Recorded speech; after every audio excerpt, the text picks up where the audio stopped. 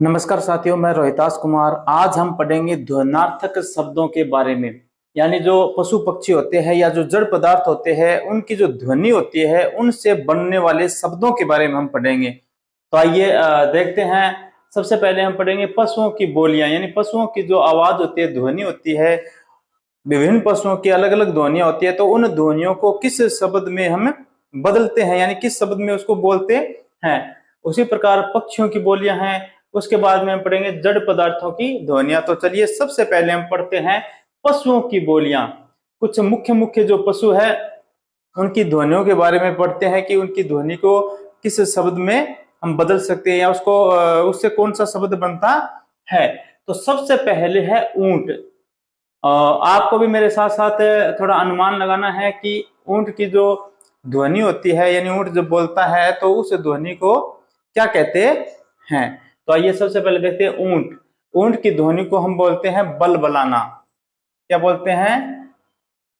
बलबलाना। उसके बाद है बिल्ली। बिल्ली की आवाज लगभग सभी ने सुनी होगी आपने। बिल्ली की आवाज को हम बोलते हैं म्याऊ। क्या बोलते हैं? म्याऊ। उसके बाद होती है बंदर। बंदर जब बोलता है तो उसको हम किस शब्द में बदलते हैं, यानी उसका जो शब्द बनता है वो क्या होता है? किलकिलाना। क्या बोलते हैं? किलकिलाना।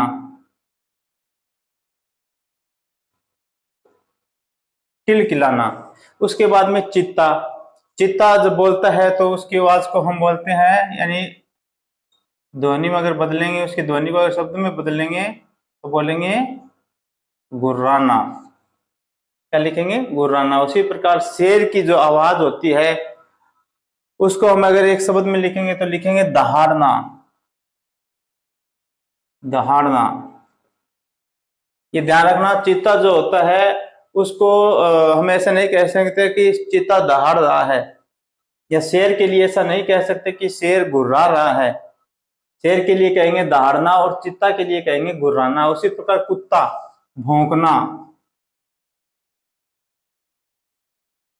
गधा। गधा जब बोलता है तो उसको क्या कहते हैं? रेंकना। घोड़ा। उसके बाद है घोड़ा। घोड़े को क्या कहते हैं? हिन हिनाना।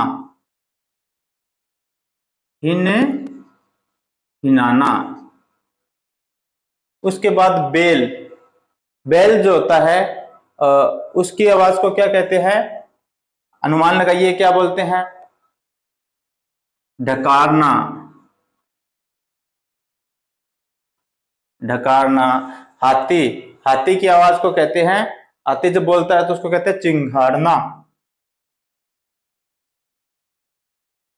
चिंघाड़ना। उसी प्रकार जब सांप है वो बोलता है तो उसको क्या कहते हैं? फुंफकारना। फुंफकारना। भेड़ बकरी। भेड़ बकरी बोलते हैं तो उसको बोलते हैं मिमियाना। मिमियाना। गाय। गाय बोलती है तो क्या बोलते हैं? देखिए बैल का हमने देखा था डकारना, तो गाय का क्या होगा? डकारना नहीं, रंभाना। गाय का होता है रंभाना, यानी गाय है वो रंभाती है। भौरा। भौरा होता है गुंजारना। गुंजारना। मेंढक। मेंढक बोलता है तो उसको बोलते हैं टर्राना। टर्राना। उसी प्रकार गिद्दड़। गिद्दड़ जब बोलता है तो कैसे बोलता है? उसको हम कैसे लिखेंगे? हुआ हुआ। क्या लिखेंगे? हुआ हुआ। तो ये कुछ सामान्य जो पशु थे उनकी बोलियां थी जिनको हम ध्वन्यार्थक शब्द कहते हैं, यानी उनकी जो ध्वनि होती है उनसे जो शब्द बनता है तो वो कहलाते हैं ध्वन्यार्थक शब्द। उसी प्रकार अब हम देखते हैं पक्षियों की बोलियां। यहां मैंने पहले क्या लिखा है? बोलियां लिखी है। अब आगे हम उन पक्षियों के नाम लिखेंगे। तो आपको अनुमान लगाना है कि ये किस पक्षी की बोली है। जैसे कूजना, कूजना है वो किसकी है? बतख। और कुरंजा, कुरंजा पक्षी। कुकड़ू को, कुकड़ू को कौन से पक्षी की आवाज है? सबको पता है, मुर्गा। मुर्गा की जो आवाज होती है वो होती है कुकड़ू। तो चीखना, चीखना ये इंपॉर्टेंट है। कौन से पक्षी की आवाज को हम अगर ध्वन्यार्थक शब्द में बदलेंगे तो क्या चीखना कौन से पक्षी की आवाज को कहेंगे? अनुमान लगाइए कौन सा हो सकता है? बाज। यानी पक्षियों का जो राजा होता है जब वह बोलता है तो उसकी आवाज को हम बोलते हैं चीखना। उसी प्रकार हु हु, हु हु में कौन सी पक्षी है? उल्लू। काऊ काऊ, कौवा। गुटरगू, गुटरगू कौन से पक्षी की आवाज है? जिनको पता है वो तो ठीक है, अगर जिनको नहीं पता है तो मैं थोड़ा सा बता देता हूँ।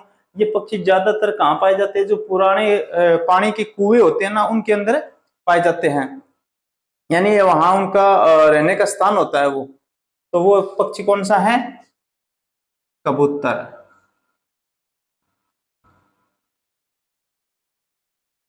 टेन टे की आवाज कौन सा पक्षी निकालता है? बताइए। तोता। उसी प्रकार कुहकना, कुहकना कौन से पक्षी की आवाज है? कुहकना यानी बहुत ही मीठी या मधुर आवाज इसको कहा जाता है कुहकना। कोयल। चहचहाना, चहचहाना कौन से पक्षी की आवाज होती है? चहचहाना चिड़िया। चिड़िया जो होती है उसकी आवाज को कहते हैं चहचहाना। मेयो मेयो, मेयो मेयो यानी मोर। तो ये कुछ पक्षियों की आवाजें थी जिनको हम ध्वन्यार्थक शब्द कहते हैं। तो कौन से पक्षी की कैसी आवाज है यानी उसको किस कौन सा शब्द रूप दिया गया है वो हमने जान लिया। अब हम देखते हैं कुछ जड़ पदार्थों की ध्वनियां। देखो हमने यहाँ पढ़ा था पशुओं की बोलियां, पक्षियों की बोलियां। अब जड़ पदार्थों की बोलियां, यहां हम क्या बोलेंगे?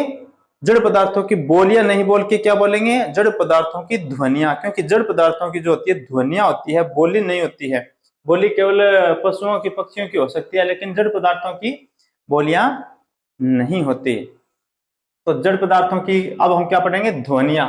तो कड़कना, कड़कना किसकी ध्वनि है? कड़कना है बिजली की ध्वनि,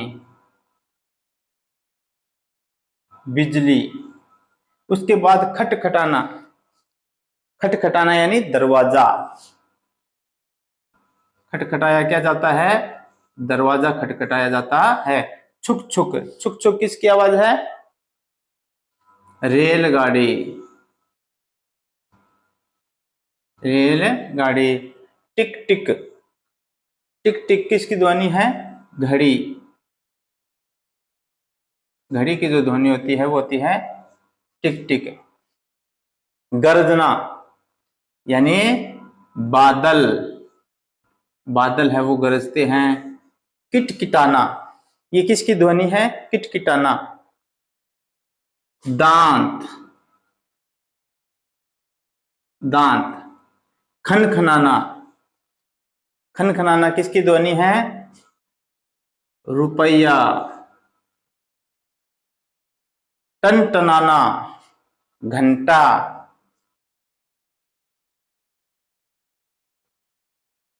घंटा जो होता है उसकी आवाज को बोलते हैं टनटनाना। फड़फड़ाना, पंख।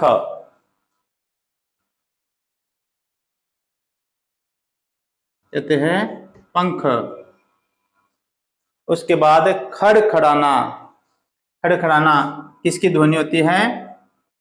पत्ते, पेड़ के जो पत्ते होते हैं उनको कहते हैं खड़खड़ाना। फिर लहलहाना, लहलहाना यानी फसलें या फसल। फसलें बोलते हैं इसको, क्योंकि जब फसल होती है तो हवा से जो हवा फसलों से टकराती है तो जो ध्वनि निकलती है उसको बोलते हैं लहलहाना। फिर होता है फहराना, यानी जब हवा के अंदर जो झंडा है वो उड़ता है तो उसकी जो ध्वनि निकलती है उससे उसको फहराना बोलते हैं। क्या कहते हैं? फहराना। तो किसकी है फहराना? झंडा।